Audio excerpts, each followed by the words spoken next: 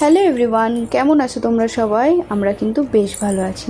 তো এই ভিডিওটা সবাই দেখে বুঝতেই পারছো কবেকার। তো হ্যাঁ, অনেক দিন ধরে পড়ে আছে এডিট করার গাফিলতিতে। তো ভাবলাম চলো আজকে এডিট করে ভিডিওটি শেয়ার করা যাক। বলবো না এডিট করাই ছিল, বাট ভয়েস ওভারটা অ্যাড করা হয়নি। তো রীতিমতন আজকে সেই জন্য ভয়েস ওভারটা দিতে বসেছি। আর সঙ্গে রয়েছে কিন্তু আমাদের ফ্রি ব্যাকগ্রাউন্ড মিউজিক, মানে আমার ছেলে। তো প্লিজ কিছু টুকটাক আওয়াজ আসলে তোমরা সেগুলো ইগনোর করো। তো এখন ঘড়ির কাঁটায় বেজেছিল প্রায় 10টা থেকে 10:30।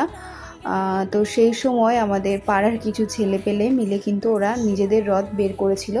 আর তাদের কাসর ঘন্টার আওয়াজ শুনে যে আমার ছেলে দৌড়িয়ে চলে এসেছে বাইরে, আর ওদের সঙ্গে যাবে বলে পুরোপুরি রেডি। ও না আমার কথা শুনেছে না ওর বাবার কথা। ও প্রচণ্ড খুশি। আর ওয়েদারটা কিন্তু বেশ ভালো ছিল প্রথম দিন, মানে সোজা রথের দিন।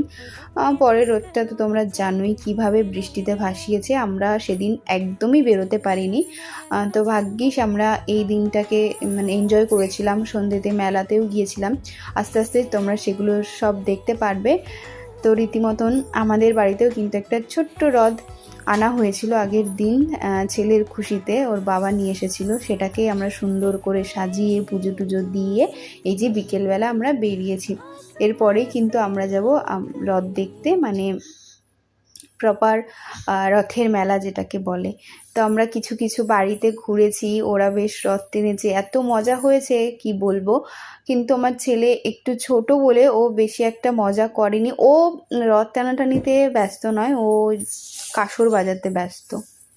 তো যাই হোক, রীতিমতন পাশের বাড়ি একটি কাকু আমার রথটা দিয়ে আসলো, আর তখন সেই সময় ছিল আমার ছেলে আমার কোলে।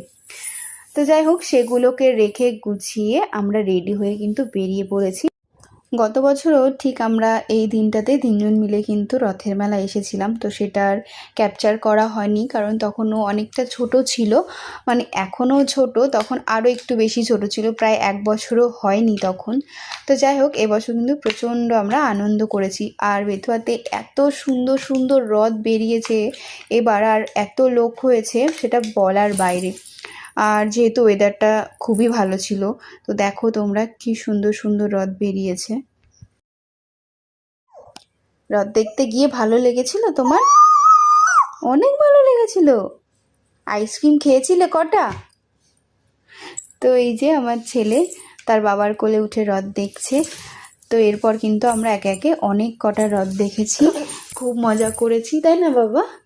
তো রথ দেখা তো হলো, এবার একটু পেট পুজো করার দরকার। তার প্রমাণ তোমরা দেখতেই পাচ্ছ, বড় একটা মানুষ আইসক্রিম খেতে